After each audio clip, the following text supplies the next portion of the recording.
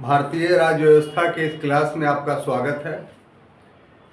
भारतीय राज्य व्यवस्था में पिछले क्लास में हम लोगों ने जिन तथ्यों का अध्ययन किया था वो कुल 3 तथ्य थे।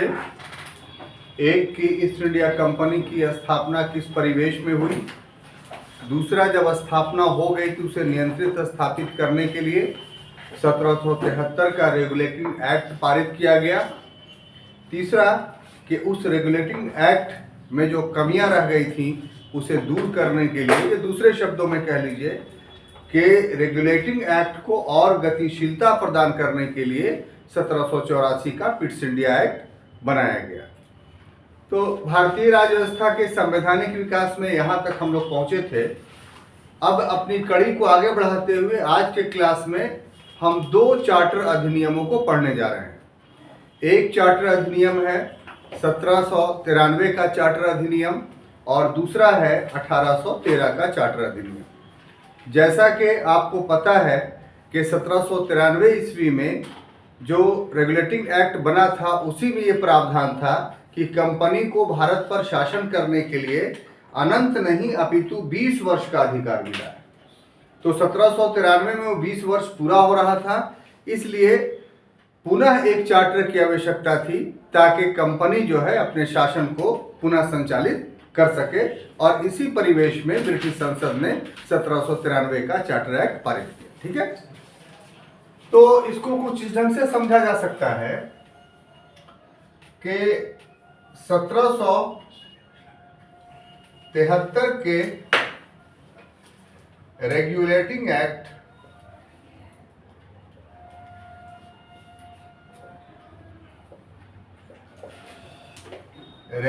एक्ट द्वारा जो 20 वर्षीय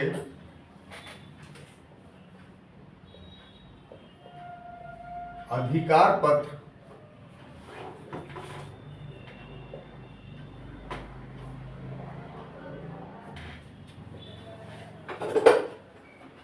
समाप्त हो रहा था। ठीक है, अतः नवीकरण हेतु, रिन्यूअल हेतु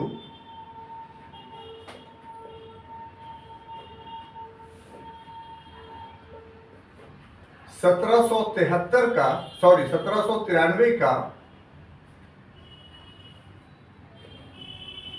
चार्टर अधिनियम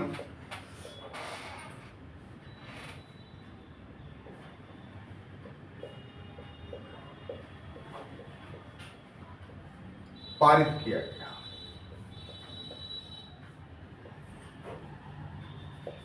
और इस अधिनियम में निम्न प्रावधान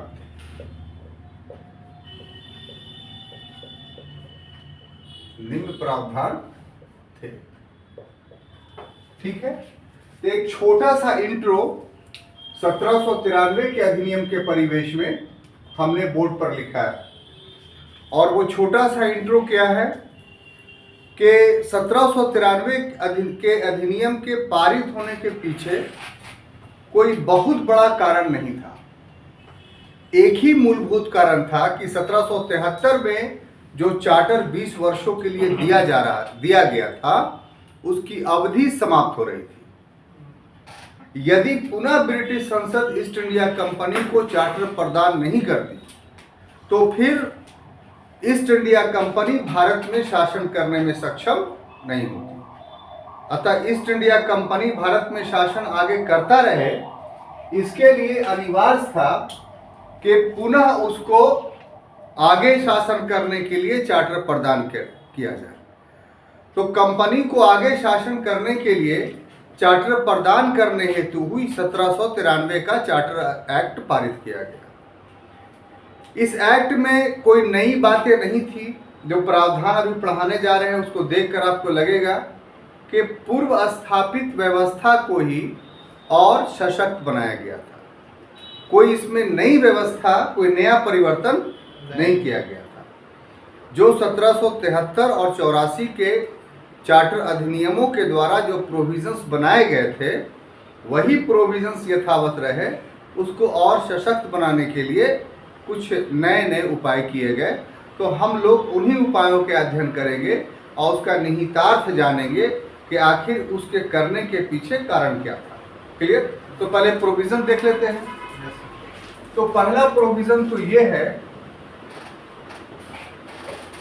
कि कंपनी को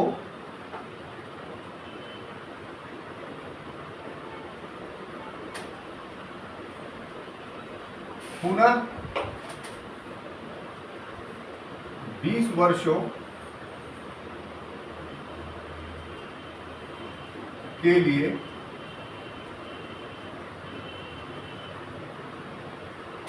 चार्टर प्रदान किया।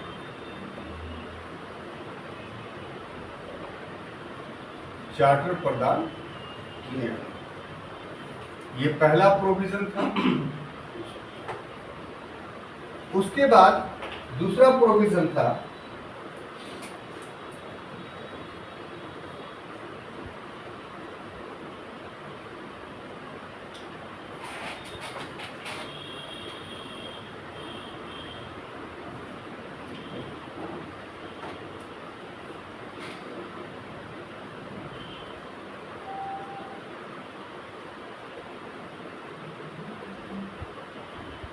कि नियंत्रक मंडल में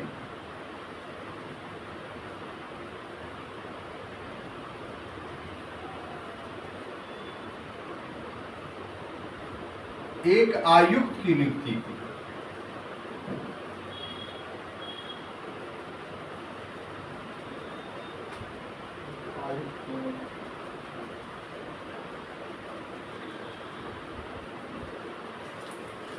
नियुक्ति की गई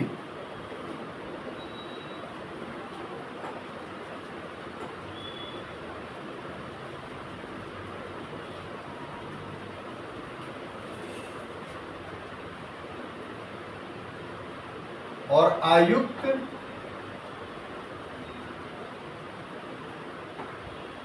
एवं 2 सदस्यीय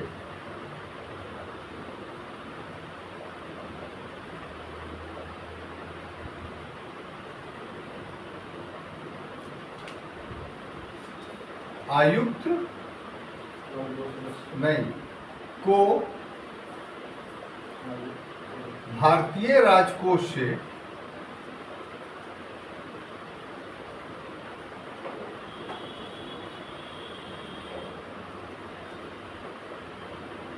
वेतन देने का प्रावधान किया।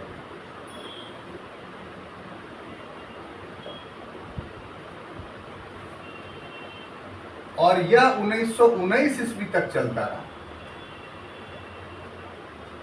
1919 में बंद हुआ।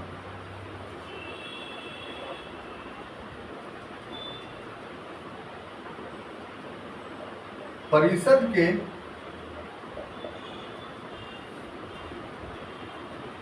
दो कनिष्ठ सदस्य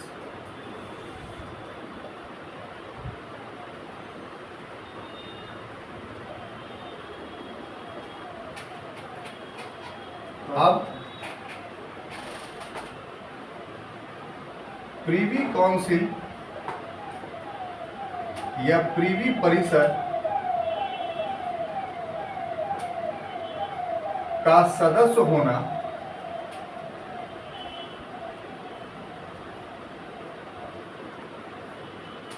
अनिवार्य नहीं रहा।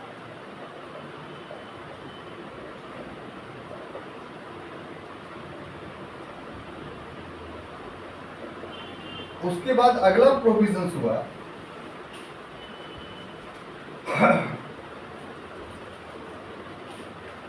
कि गवर्नर जनरल को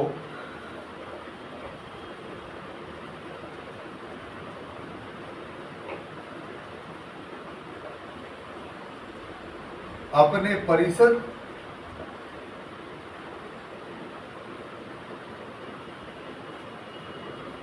के निर्णयों को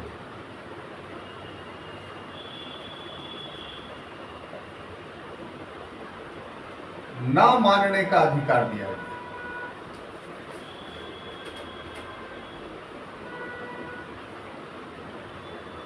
ना मानने का अधिकार दिया गया। ठीक है। और अंतिम कि गवर्नर जनरल को मद्रास एवं बंबई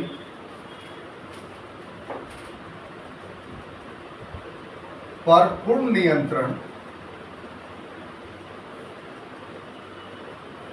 दिया गया।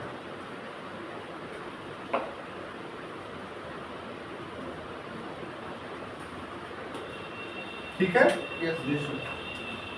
तो पहले हम लोग इसको समझ लें। यही आपका 1793 का रेगुलेटिंग एक्ट के प्रोविजंस है। ठीक है।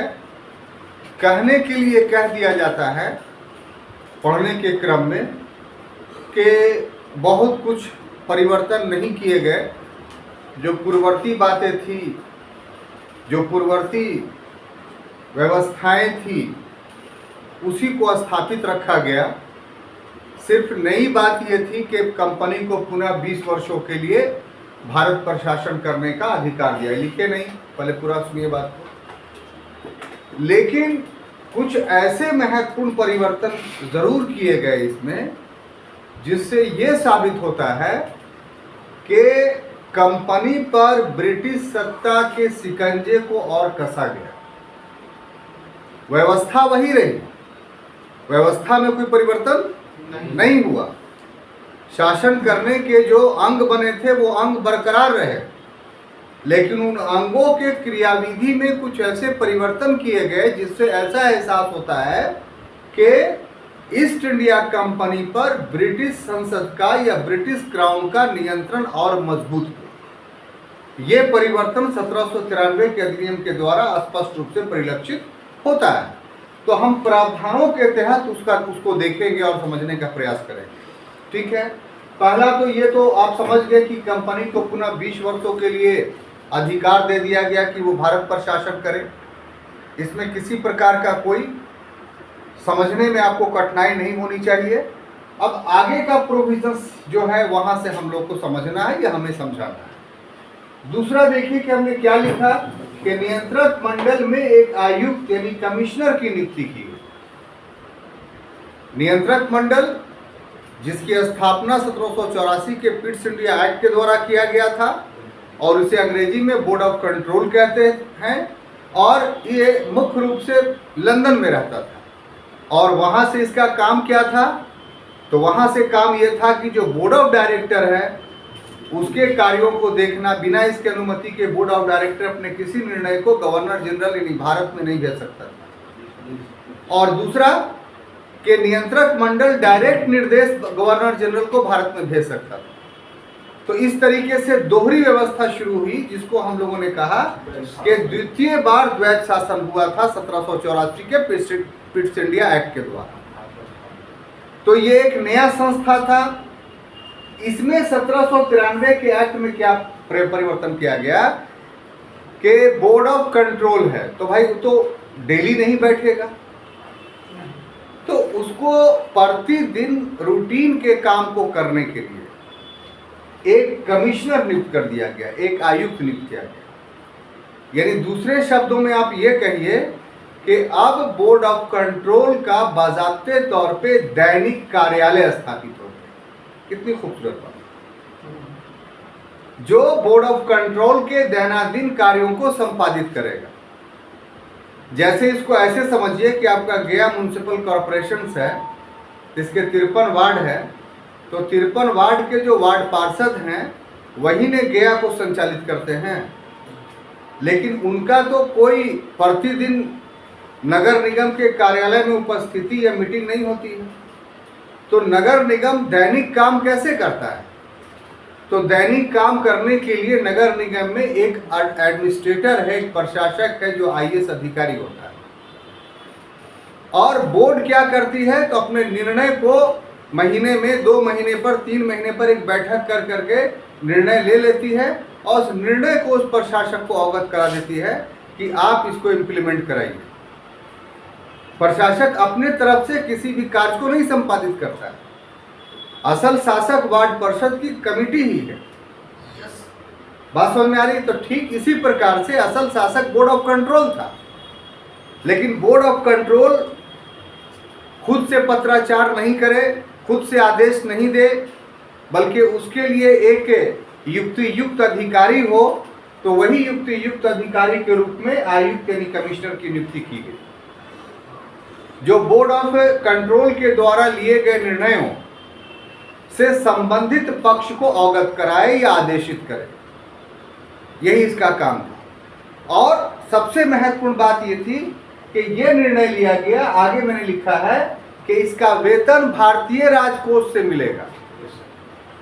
यह कर्मचारी होगा ब्रिटिश सरकार का, लेकिन वेतन कौन देगा? भारत का राजकोष। तो यह भारतीय धन का अपवहन था। Yes sir. Drain of wealth of our country था। हाँ, दोहन था। और ये कब तक चलता रहा? तो 1919 तक। 1919 के अधिनियम के तहत जो है इसको बंद किया गया। इसका मतलब ब्रिटिशों ने भी माना कि जो 1793 में हमने काम किया था वो गलत था। क्लियर? अब ये तो आप खुद एक्सेप्ट कर, अगर सही था तो लास्ट पीरियड तक वेतन देते रहते, पद तो रहा लास्ट पीरियड तक। अब देखिए अगला कि ये जो चीज है जिसमें हमने लिखा है कि परिषद के 2 कनिष्ठ सदस्य अब प्रीवी परिषद के सदस्य होना अनिवार्य नहीं। तो आपको हमने बताया था कि ये परिषद कौन सा परिषद? तो ये परिषद बात की जा रही है बोर्ड ऑफ कंट्रोल का, यानी नियंत्रक परिषद का। तो नियंत्रक परिषद में हमने बताया था कि 6 सदस्य होते हैं। 6 सदस्य में एक वहां का वित्त मंत्री, एक गृह मंत्री, 2 हो गए, और बाकी सम्राट द्वारा मनोनीत 4 प्रीवी काउंसिल के सदस्य। यही 6 हो गए थे। उसमें थोड़ा सा परिवर्तन ये किया गया कि नहीं, अब प्रीवी काउंसिल के जो 4 सदस्य होंगे उसमें 2 जो कनिष्ठ होगा यानी जूनियर, तो उसका प्रीवी काउंसिल का सदस्य होना जरूरी नहीं है, वो दूसरे लोग भी हो सकते हैं। तो इसका मतलब क्या हुआ? इसका मतलब ये हुआ कि नियंत्रक परिषद में सरकारी प्रतिनिधित्व के स्थान पर गैर सरकारी प्रतिनिधित्व को ही प्रमोट किया इस 1793 के अधिनियम के माध्यम से। अब देखिए कि अगला है कि इस पर ध्यान देना है आपको कि ये जो मुद्दा है ये वाला कि गवर्नर जनरल को अपने परिषद के निर्णयों को ना मानने का अधिकार दिया गया, ये क्या है? तो ये जुड़ा हुआ है 1786 के संशोधनात्मक अधिनियम से, अमेंडमेंट एक्ट से। हमने क्या बताया था कल आपको क्लास में कि कॉर्नवालिस जो था उसने शर्त रखी थी कि हम भारत का गवर्नर जनरल तभी बनेंगे जब हमें 2 चीज मिलेगा तब, एक सेनापति हम खुद होंगे और दूसरा कि हमें अपने परिषदों के निर्णयों को उलटने का अधिकार होगा। परिषद रहेगा, निर्णय परिषद ही लेगी, लेकिन जो हमें अच्छा लगेगा उसको मानेंगे और जो लगेगा कि ठीक नहीं है तो हम रद्द कर देंगे, हम अपना निर्णय लागू करेंगे। तो 1786 का संशोधनात्मक अधिनियम जो किया गया था वो सिर्फ कॉर्नवालिस के लिए किया गया था। उसमें लिख दिया गया था कि ये जब पद पर नहीं रहेंगे तो आगे आने वाले जो गवर्नर जनरल हैं उन पर ये लागू नहीं होगा। लेकिन 1793 के एक्ट के द्वारा जो सुविधाएं कॉर्नवालिस को प्राप्त थी, अर्थात अपने काउंसिल के निर्णयों को रद्द करने का या उनके विचारों को नहीं मानने का या अपने विचार को लागू करने का, वो अधिकार अब अन्य गवर्नर जनरल जो उसके बाद आए सबों को मिल गया। तो यहाँ पर क्या पता चलता है? यहाँ पर यह पता चलता है कि कंपनी को और सशक्त नियंत्रण स्थापित किया गया ब्रिटिश शासन के द्वारा। गवर्नर जनरल ठीक है, अभी भी बोर्ड ऑफ डायरेक्टर्स नियुक्त कर रहा था, लेकिन गवर्नर जनरल को नियंत्रक परिषद से भी तो आदेश लेना पड़ रहा था। तो यहां पर शिकंजा ब्रिटिश शासन का कसता हुआ इस रूप में दिखाई पड़ रहा है कि परिषद के निर्णय को ओवर रूल करने का उसको अधिकार दे दिया गया। अब ऐसी परिस्थिति में नियंत्रक मंडल बोर्ड ऑफ कंट्रोल अगर उसको आदेश देता है लंदन से कि तुम ये बात को लागू करो, तो उसको ये अधिकार जैसे ही ओवर रूल करने का प्राप्त हो गया तो वो लागू कर देगा। इसका मतलब ब्रिटिश शासन की सत्ता उस पर और मजबूत हो गई। इस नीति के तहत गवर्नर आगे आने वाले सभी गवर्नर जनरलों को अपने परिषद के निर्णयों को रद्द करने का अधिकार है। अब अंतिम बिंदु ये है जो हमने लिखा है यहाँ पे कि गवर्नर जनरल को मद्रास और बम्बई प्रेसिडेंसी दोनों पर और प्रभावी नियंत्रण स्थापित कर दिया गया। अब इसको जरा समझने की जरूरत है, क्योंकि ये चीज ऐसा है कि आप 1773 के रेगुलेटिंग एक्ट से ही पढ़ रहे हैं इस प्रोविजंस को, ठीक है। तो इस प्रोविजंस को हम 1773 से आपको लेके चल रहे हैं। 1773 में क्या कहा गया? ये बात कही गई कि बंगाल प्रेसिडेंसी के अधीन मद्रास और बम्बई प्रेसिडेंसी कर दिए गए। 1773 से पहले तीनों प्रेसिडेंसी अलग अलग, तीनों के क्षेत्राधिकार बटे हुए थे और तीनों के अलग अलग गवर्नर होते थे। 1773 के रेगुलेटिंग एक्ट में यह किया गया कि बंगाल के गवर्नर को गवर्नर जनरल कहा गया और इसका अर्थ यह बोला गया कि अब अन्य दो प्रेसिडेंसियां इनके अधीन होंगी। सिर्फ इतना कहा गया। तो यह सैद्धांतिक रूप से अधीनता दे दी गई। व्यवहारिक रूप से अधीनता 1773 के रेगुलेटिंग एक्ट के तहत बंगाल का नियंत्रण स्थापित नहीं हुआ। क्यों? क्योंकि उसको कानून बनाने का अधिकार रहा ही, युद्ध संधि शांति करने का अधिकार रहा ही। तो जब कानून अपना बना ही रहा था बम्बई और मद्रास प्रेसिडेंसी, अपने मनोमुआफिक युद्ध शांति और समझौता कर ही रहा था, तो फिर वो कैसे बंगाल के अधीन हो गया? तो व्यवहारिक रूप से बंगाल के अधीन नहीं माना जा सकता है। बात समझ में आ रही कि नहीं? तब इस कमी को दूर क्या किया गया कि 1784 के अधिनियम में कह दिया गया कि अब कोई भी शांति समझौता या युद्ध करेगा मुंबई या मद्रास प्रेसिडेंसी, तो वो कलकत्ता के गवर्नर जनरल से पूछकर करेगा। ये 1784 के पिट्स इंडिया एक्ट में प्रोविजन किया गया। तो थोड़ा सा क्लियरिटी हुई, लेकिन अभी भी कानून बनाने का अधिकार उसी को था। इसलिए पूर्ण नियंत्रण तो नहीं हुआ बंगाल प्रेसिडेंसी का या बंगाल के गवर्नर जनरल का। 1793 के अधिनियम में पूर्ण नियंत्रण दिया गया वास्तव में। और वो किस प्रकार से? कि इस अधिनियम में कहा गया कि बंगाल का गवर्नर जनरल यदि बंगाल से बाहर जाएगा, यानी मद्रास और बंबई प्रेसिडेंसी में जाएगा, तो वो बंगाल में अपना एक उप प्रधान नियुक्त करके जाएगा, जो बंगाल को उसी रूप में संचालित करेगा जिस रूप में वो स्वयं कर रहा था। यानी डिप्यूटी का एक प्रोविजन किया गया। और दूसरा कि मद्रास और बंबई प्रेसिडेंसी में जब बंगाल का गवर्नर जनरल जाए तो वहां लिए गए निर्णयों को ओवर रूल करने का, परिवर्तित करने का अधिकार दे दिया गया। यानी मद्रास और बंबई प्रेसिडेंसी कोई कानून बना के रखी हुई है, तो यहां का गवर्नर जनरल बंगाल का जाएगा तो उस कानून को परिवर्तित कर देगा। इस तरीके से अब वैधानिक और कार्यात्मक दोनों रूपों से मद्रास और बंबई प्रेसिडेंसी बंगाल प्रेसिडेंसी के गवर्नर जनरल के अधीन चला है।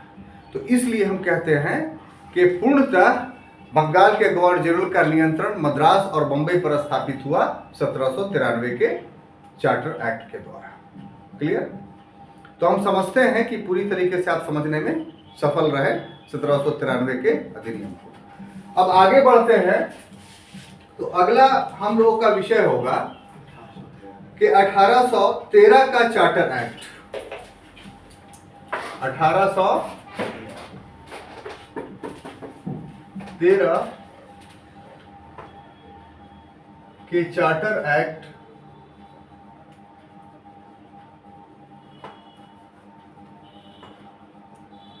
का परिवेश, इसमें कुछ परिवेश अकाउंटेबल है, इसलिए उसका अध्ययन जरूरी है ना। तो पहला है कि समय का पूर्ण होना,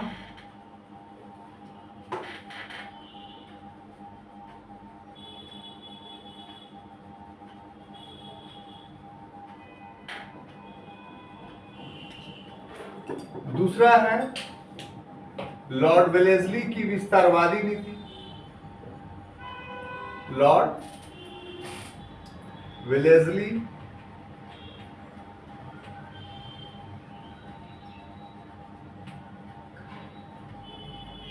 का विस्तारवादी नीति,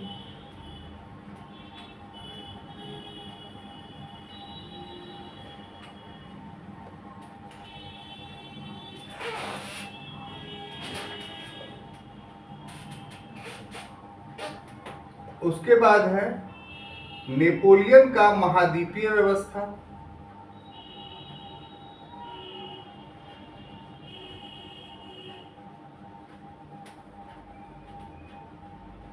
नेपोलियन का महाद्वीपीय व्यवस्था। ये सब शब्द याद कीजिए, ठीक है ना। मजबूती पढ़ाई में चाहते हैं तो शब्दों से खेलना सीखिए। उसके बाद है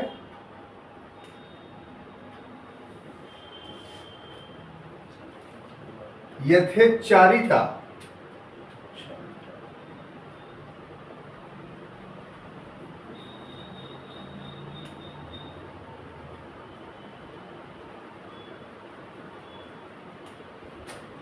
यानी LAI लेजेस फेयर की विचारधारा,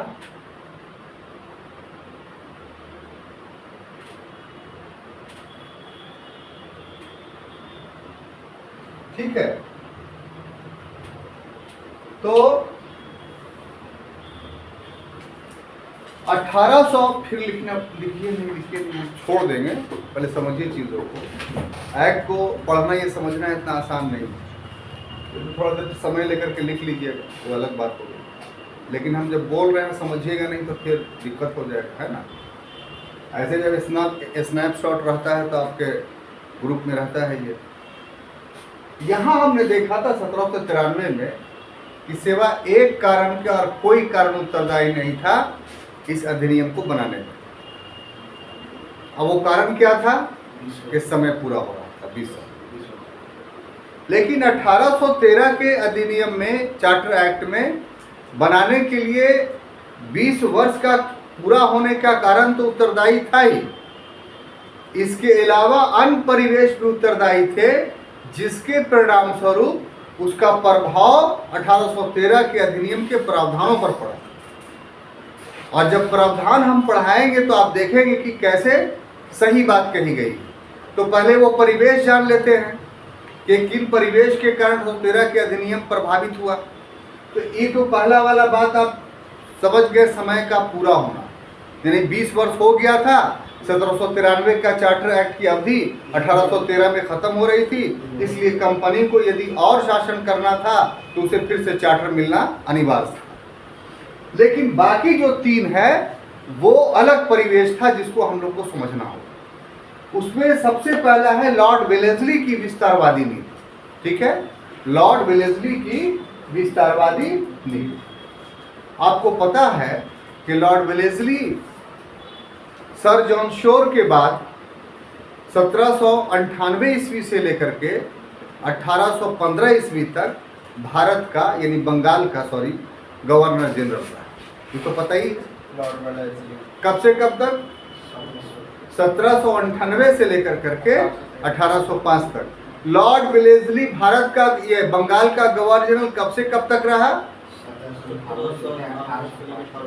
वेरी गुड। लॉर्ड वेलेस्ली अपने एक नीति के लिए जाना जाता है, आपको पता है वो नीति? ऑब्जेक्टिवली पढ़े हैं हम, हिंट्स देते हैं। जैसे लॉर्ड डलहौजी अपनी एक नीति के लिए जाना जाता है, हड़प नीति, डॉक्ट्राइन ऑफ लैप्स। तो उसी प्रकार से लॉर्ड वेलेस्ली अपनी एक नीति के लिए जाना जाता है, जिसको क्या कहते हैं? भूमि का विस्तार करने के लिए, ठीक है, भूमि का विस्तार किया उसने, लेकिन एक नीति के तहत किया। उस नीति का क्या नाम? नहीं नहीं, थोड़ा सा जहन पर जोर दीजिए। हम इंग्लिश बोल देते हैं, आप हिंदी बोल दीजिए। चलिए, यही शर्त रहा। दिवाकर जी,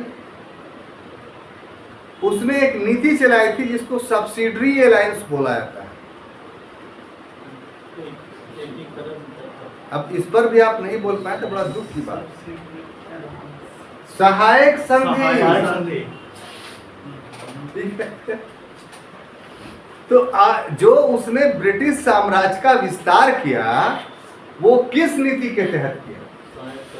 सहायक संधि, सब्सिडरी अलायंस के तहत। देखिए, शासन अंग्रेजों ने जो किया है तो यूं ही नहीं आए बंदूक, तलवार, सिपाही और हथियार लेकर के और कब्जा कर लिया, बल्कि भारतीय परिवेश के अनुसार नीतियों का भी निर्धारण किया। एक नीति के तहत अपना एक्सपेंशन किया।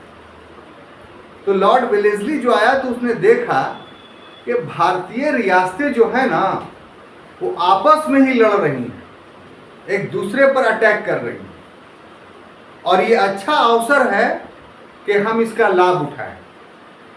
तो उसने भारतीय रियासतों के सामने एक प्रपोजल रखा कि देखो, तुम अगर अपने किसी राज्य पर आक्रमण के विरुद्ध हमारा सहायता लेना चाहते हो तो हम सहायता करने के लिए तत्पर हैं।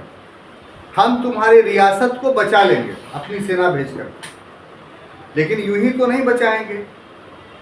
हम अगर बचाएंगे तो मेरी कुछ शर्तें हैं,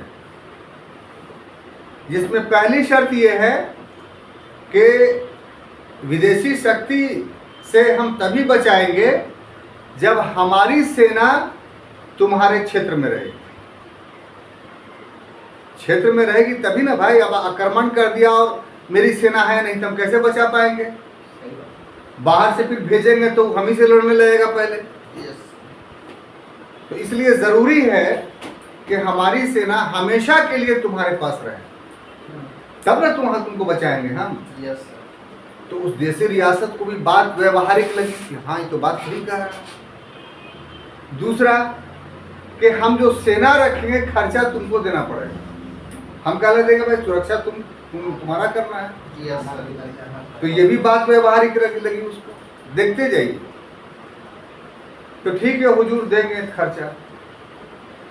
तो जमीन ले लीजिए।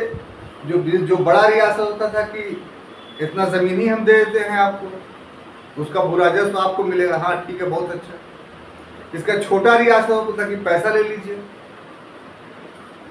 ये दूसरी शर्त थी। तीसरा शर्त जो था कि ये जो सेना रहेगा किसी के अधीन न रहेगा, तो इसलिए इसका प्रधान एक रीजेंट होगा जो हमेशा तुम्हारे दरबार में रहेगा। तो थोड़ा सा शक लगा, लेकिन बोला कि रीजेंट है तो अब ये अलग मकान में थोड़ी रहेगा। जाहिर सी बात है कि ये हमें पैरेलल है, तो भी तैयार है। और अंत में चौथा शर्त यह था कि तुम्हारा कोई भी विदेशी संबंध नहीं होगा। यानी देशी अन्य देशी रियासतों के साथ तुम जो संबंध करोगे हमारी उपस्थिति में, अकेले नहीं। अब ये चारों परिस्थितियां ऐसी थी, या कह लीजिए चारों शर्तें ऐसी थी जो देशी रियासत के संप्रभुता को समाप्त कर रही थी।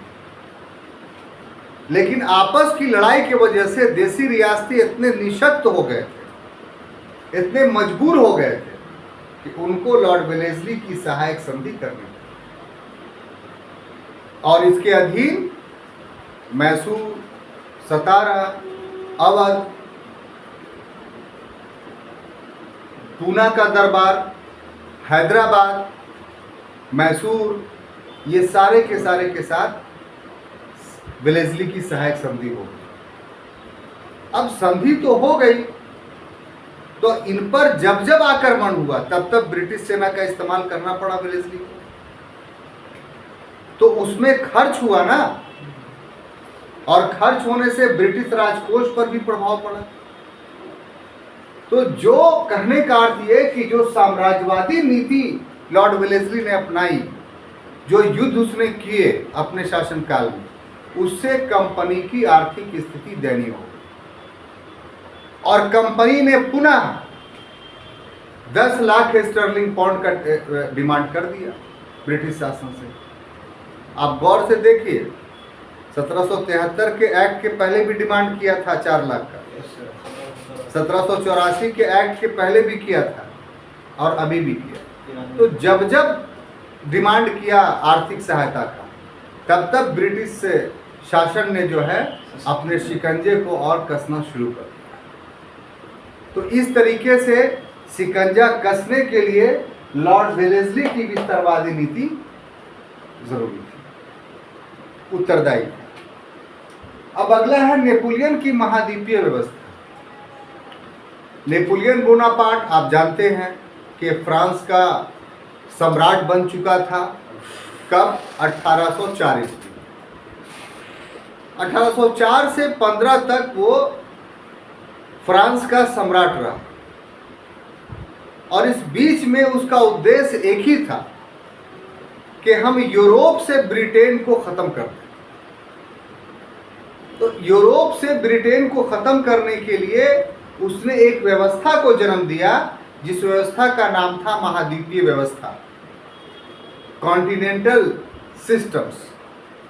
और कॉन्टिनेंटल सिस्टम में क्या था कि यूरोपीय देशों से संधि करके उनको इस बात के लिए मजबूर करना कि वो ब्रिटेन से व्यापार न करें। अर्थात महाद्वीपीय व्यवस्था ब्रिटेन को यूरोप में व्यापार करने को हतोत्साहित कर रहा है।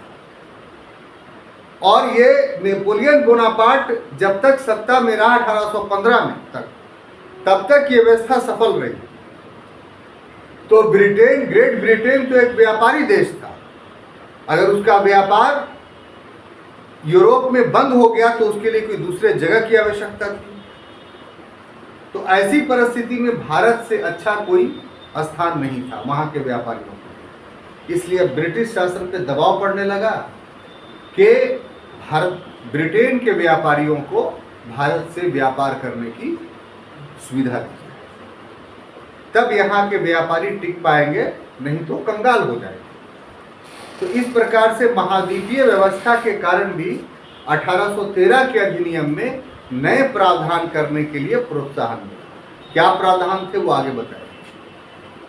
और अंत में जो है यथेच्छाचारिता का विचारधारा, ये लेज़र फेयर का सिद्धांत, ये क्या कहता है कि व्यापार में किसी भी प्रकार का हस्तक्षेप नहीं होना चाहिए। लेज़र फेयर को अहस्तक्षेप का सिद्धांत भी कहते हैं। न राज्य को करना चाहिए और न किसी व्यक्ति को, बल्कि व्यापारिक गतिविधियों को स्वतंत्र रूप से छोड़ दिया जाए बाजार के भरोसे, और बाजार में मांग और पूर्ति, डिमांड और सप्लाई का जो पॉलिसीज है उससे बाजार निर्धारित हो। कोई सरकार या कोई व्यापारिक संस्था या व्यक्तिगत रूप से कोई व्यापारी इसको संचालित ना करे। तो इस नीति के विपरीत था कंपनी का एकाधिकार। चूंकि भारत में कंपनी को एकाधिकार प्राप्त था कि सिर्फ वही व्यापार कर सकती थी। तो ये दो विचारधारा जो था महाद्वीपीय व्यवस्था और लेज़र फेयर का थ्योरी, वो कंपनी के एकाधिकार की प्रकृति पर प्रहार कर रहा है। इसलिए 1813 का जो एक्ट पारित किया गया उसमें कंपनी के स्वरूप में आमूलचूल परिवर्तन कर दिया। तो इसी कंटेक्स्ट में हम लोगों को 1813 का प्रोविजन पढ़ना है। तो देखिए क्या क्या उसमें है, ठीक है। तो उसमें देखिए साहब, सबसे पहला जो प्रावधान किया गया, प्रावधान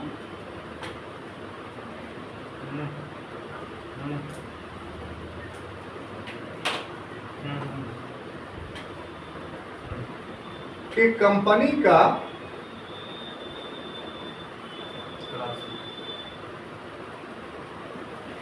व्यापारिक एकाधिकार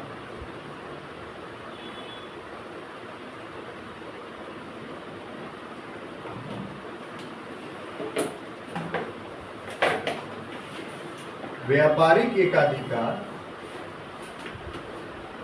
समाप्त किया, समाप्त कर दिया।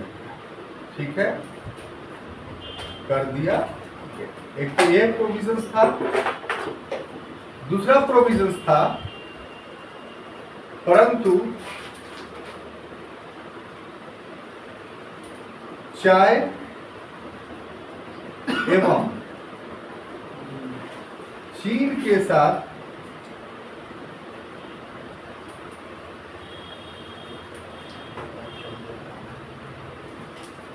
उसका व्यापारिक एकाधिकार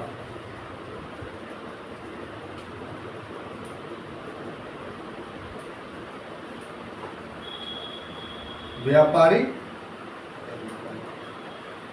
एकाधिकार बना रहा। अगला प्रोविजन था सर चाय एवं चीनी। हाँ, हम समझाते हैं, वैसे आपको समझ में नहीं आएगा, पहले लिखने दीजिए। ठीक है, उसके बाद व्यापारिक खाते, व्यापारिक खाता एवं राजस्व खाता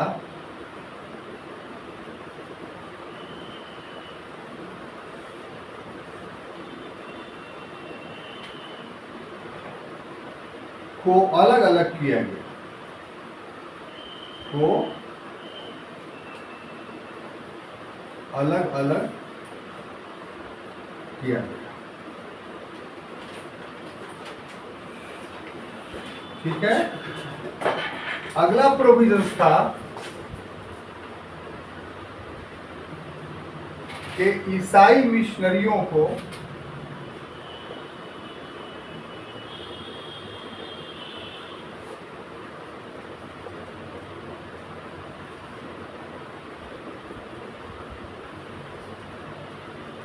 भारत में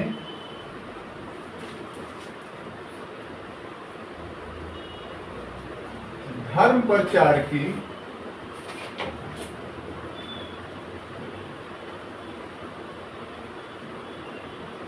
अनुमति दी,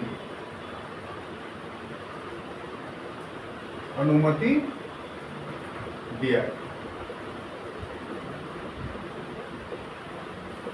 और अंतिम प्रोविजन था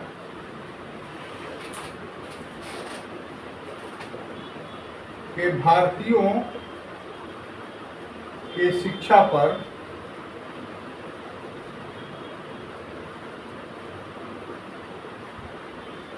प्रति वर्ष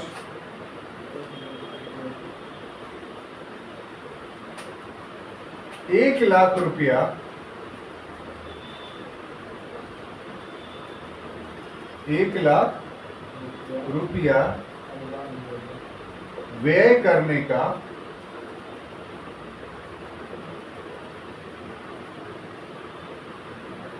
प्रावधान किया गया। प्रावधान ये फेल हो गया था ना सर? एक बताते हैं ना, फेल नहीं हुआ। 4 लाख। तो अब हम लोग देखते हैं कि प्रोविजन कौन कौन से थे, है ना। तो पहला तो उसको जो लिखे नहीं है इसमें कि 20 वर्ष तक पुनः उसको व्यापार करने का चार्टर दिया गया, जो हर चार्टर अधिनियम का फर्स्ट प्रोविजन था। अब उसके बाद अगला जो महत्वपूर्ण प्रोविजन था, जिसके बारे में हमने कहा कि ये दोनों जो व्यापारिक महाद्वीपीय व्यवस्था और यथेच्छाचारिता का सिद्धांत जो था, जिसमें ये कहा गया था कि कंपनी को जो व्यापारिक एकाधिकार मिला हुआ है वो गलत है। तो इस एक्ट में किया गया ये कि कंपनी के व्यापारिक एकाधिकार को समाप्त किया गया, यानी अब अन्य ब्रिटिश प्रजा भी भारत के साथ व्यापार कर सकते हैं। अब देखिए, ये एक ऐसा प्रोविजन था कि इतने आसानी से 1813 के अधिनियम में नहीं आ पाया। इस बात का डिमांड ब्रिटिश व्यापारी कोई पहली बार नहीं कर रहे थे। इस बात का डिमांड 1773 से ही होना शुरू हो गया था। ब्रिटिश पार्लियामेंट में जो है वो इसके लिए आवाज़ें उठती थी, लेकिन कंपनी क्या करती थी, ब्रिटिश सांसदों को घूस दे करके इस बात को दबा देती थी। लेकिन अब वो मांग एक वट वृक्ष बन चुका था, अब उसकी अवहेलना करना ब्रिटिश शासन के लिए संभव नहीं था। साथ साथ ये भी बात अपने जगह पर सच थी कि कंपनी अभी कमजोर भी नहीं हुई थी। कंपनी इतना धनदान थी कि अभी वो भी ब्रिटिश सांसदों को खरीद रही थी अपने पक्ष में बातें बनवाने के लिए, यही करने के लिए।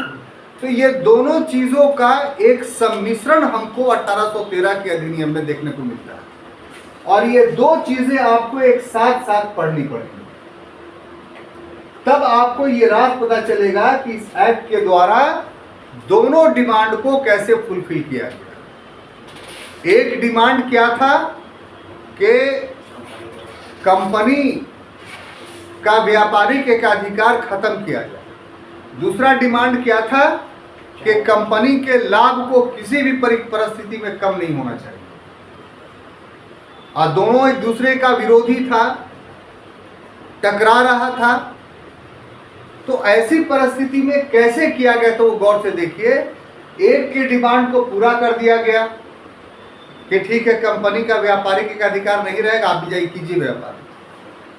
लेकिन दूसरे प्रोविजन से कंपनी का डिमांड पूरा हो गया, और वो क्या था कि चीन के साथ जो व्यापार है और चाय का व्यापार है, उस पर कंपनी का एकाधिकार बना रहे हैं। अब जानते हैं उस समय कंपनी का जो भी व्यापार था उसमें 80% व्यापार चाय और चीन के साथ। चीन में अफीम जाकर बेचती थी कंपनी, और चाय का दूसरे देशों में नहीं। जितना धन का व्यापार करती थी उसमें 100 रुपया में 80 रुपया ये दोनों से आता था, तो कंपनी को कोई घाटा नहीं हुआ। अब इसी से जुड़ी हुई एक चीज क्या थी, वो यहां पर लिखना भूल गए, अलग से लिख देते हैं कि आपने एक टर्मोलॉजी पढ़ा होगा, भागीदार मंडल है? इसका इंग्लिश क्या था, बोलिए Mishra ji? Board of proprietor, यानी जिसने शेयर खरीदा था, यही ना हुआ? ये तो हो ही गया। इन लोग भी आवाज उठाने लगा कि इससे तो हम लोग के लाभांश में कमी होगी। उसको कहा गया इस एक्ट में कि आपको 10.5% लाभांश की गारंटी मिलती है। कुछ भी हो जाए आपको कंपनी 10.5% लाभांश देगी। अब जो भागीदार था वो क्या सोच रहा था कि कभी कभी तो हमें 10.5% से कम ही लाभांश कंपनी देती थी, कभी 4% दी, कहीं 5% दी। ये तो कितना अच्छा सरकार है कि बोल रहा है कुछ भी हो जाए 10.5% देंगे, तो ये भी चुप हो गया। यानी 1813 का अधिनियम एक ऐसा अधिनियम था कि तीनों पक्षों को संतुष्ट कर दिया। एक पक्ष वहां के व्यापारी वर्ग, व्यापारिक अधिकार को समाप्त करके उनको भारत के साथ व्यापार करने का अधिकार। दूसरा कंपनी, उसकी आय में कमी नहीं होने दी। कैसे? चाय और चीन के साथ व्यापार का एक अधिकार बरकरार रखा। और तीसरा बोर्ड ऑफ प्रोप्राइटर्स, जिनकी पूंजी लगी हुई थी, उनको कैसे कि आपको 10.5% लाभांश मिलता रहे। तो एक प्रकार से विभिन्न मांगों में समन्वय स्थापित करने का एक अच्छा पहल था। किसमें? 1813 के चार्टर एक्ट। बहुत सुंदर बात। अब आगे देखते हैं साहब, तो इसमें आप गौर से देखिए कि ये जो प्रोविजंस था, ये अब कंपनी पर नियंत्रण स्थापित करने के लिए। पहले क्या था कि कंपनी का जो पैसा आ रहा है वो कहां से आ रहा है पता नहीं चलता था। इसमें कहा गया कि अब तुम्हारा व्यापारिक खाता और राजस्व खाता अलग अलग होगा। यानी तुम व्यापार से कितना लाभ कमा रहे हो ये, और तुम भू राजस्व या अन्य राजस्व के स्रोत से जो टैक्सेशन से जो पैसा ले रहे हो कितना है। फर्स्ट डे हो जाएगा। तभी तो हम अपना हिस्सेदारी तय करेंगे कि राजनीति करना या शासन करना तो मेरा काम था, तो वो वाला पैसा तो मेरा हो जाता है जो तुम बुराजस की वसूली करते हो, तो अपना खर्च रख लो और बाकी हमको वापस कर दो। तो इस नीति के तहत व्यापारिक खाता और राजस्व खाता को 1813 के अधिनियम के द्वारा अलग अलग कर दिया गया। क्लियर। Yes, अब आइए दो प्रोविजंस के देखिए, अंग्रेज चाहे पुर्तगीज हो, चाहे डच हो, चाहे फ्रांसीसी हो, चाहे ब्रिटिश हो, सभी के सभी ईसाई थे। और सबसे पहले पूर्व के साथ या भारत के साथ व्यापार जिस देश ने शुरू किया वो देश था पुर्तगीज। yes, sir. और उस समय के जो पोप थे पायस दशम, उससे उसने 1498 ईस्वी में चार्टर लिया पायस दशम से। उस समय जो पुर्तगीजों को चार्टर मिला था वो इस बात के लिए मिला था कि यूरोप का कोई देश पूर्व के साथ व्यापार नहीं करेगा सिवा पुर्तगीज। और पोप का इतना प्रभाव था यूरोप पर कि उसकी अवहेलना करने की किसी देश में हिम्मत नहीं थी। अगर अवहेलना करता तो जनता से विद्रोह करा करके राजा को ही हटवा देता। इसलिए आप गौर से देखिए कि 100 वर्षों तक सिर्फ पूर्व के व्यापार पर पुर्तगाल ही काबिज रहा, उसका डंका बजता रहा। जब पोप कमजोर हुआ तब दूसरे लोग आना शुरू किए 100 वर्षों के बाद। तो हम ये कहानी आपको इसलिए सुना रहे हैं कि इसी समय पोप ने उससे कसम खिलवाई थी पुर्तगीजों से कि व्यापार करोगे तो तुमको लाभ होगा, धर्म को क्या लाभ होगा, तो तुमको व्यापार के साथ साथ धर्म प्रचार भी करना है। तो पुर्तगीज जो आए वो एक हाथ में तलवार था और एक हाथ में क्रॉस था, यानी दोनों उद्देश्य था। इसीलिए आप गौर से देखिएगा कि भारत में पुर्तगीजों ने बला धर्म परिवर्तन को प्रश्रय दिया और उसका सबसे बड़ा उदाहरण कौन बना, तो गोवा।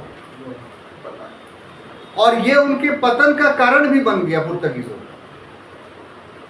इसीलिए ब्रिटिश ईस्ट इंडिया कंपनी का उद्देश्य तो धर्म प्रचार रहा, लेकिन पुर्तगीजों का उदाहरण देख करके उन्होंने अपने शासन के आरंभिक वर्षों से यानी 1773 से भारत में धर्म प्रचार के काम को नहीं किया, बल्कि और हतोत्साहित किया। जबकि ब्रिटेन के ईसाई पादरियों का दबाव उस पर था कि हमें भी धर्म प्रचार करने हेतु भारत में आने दिया जाए, लेकिन ब्रिटिशों ने रोका उन्हें कि नहीं, कहीं हमारा भी असर पुर्तगीजों वाला ना हो जाए। लेकिन 1813 तक आते आते जब उन्हें ये एहसास हो गया कि अब हमारी सत्ता पूरी तरीके से भारत में स्थापित हो चुका है और अंदर से उनका भी मन भारत में ईसाई धर्म का प्रचार करवाना था, ताकि सांस्कृतिक रूप से भारत के लोग हमारे साथ हो जाए और हमारे विरुद्ध विद्रोह ना हो, तो इस उद्देश्य के तहत 1813 के अधिनियम में ईसाई मिशनरियों को भारत में धर्म प्रचार करने की अनुमति दे दी गई। ये एक अलग चैप्टर है जो हिस्ट्री में एक लेक्चर बना हुआ है, उसको चाहिएगा तो देख लीजिए कैसे कैसे धर्म प्रचार किया। और अंतिम जो प्रोविजन हम पढ़ाने जा रहे हैं वो ये कि अंग्रेज व्हाइट मैन बॉर्डर पॉलिसी कैसे रखते आए। वो घोषणा ये नहीं करते थे कि हम शासन करने आए हैं, उनका घोषणा था कि हम शासन इसलिए करने आए हैं क्योंकि आप शासन करने में सक्षम नहीं हैं, आप असभ्य लोग हैं, आप बर्बर लोग हैं, आपको हम सभ्यता और संस्कृति सिखाने के लिए आए। और दुनिया को यही ढिंढोरा पीट करके अंग्रेज बोलता था, जबकि उसका हिडन एजेंडा क्या था कि भारत का शोषण दोहन करना आर्थिक रूप से। तो कुछ तो सबूत देता ना कि हम कैसे भारत को सब बनाना चाहते हैं। तो उसी कड़ी में 1813 के अधिनियम में ये प्रोविजन किया गया कि भारतीय शिक्षा पर प्रति वर्ष जो है वो 1 लाख रुपया खर्च किया गया। लेकिन ये विवादित हो गया आगे चल करके और 35 तक ये रुपया खर्च नहीं हुआ। 35 में जाकर एक कमेटी बनी मैकाले के नेतृत्व में और उसने संस्तुति की तभी ये पैसा फिर खर्च होना शुरू होगा।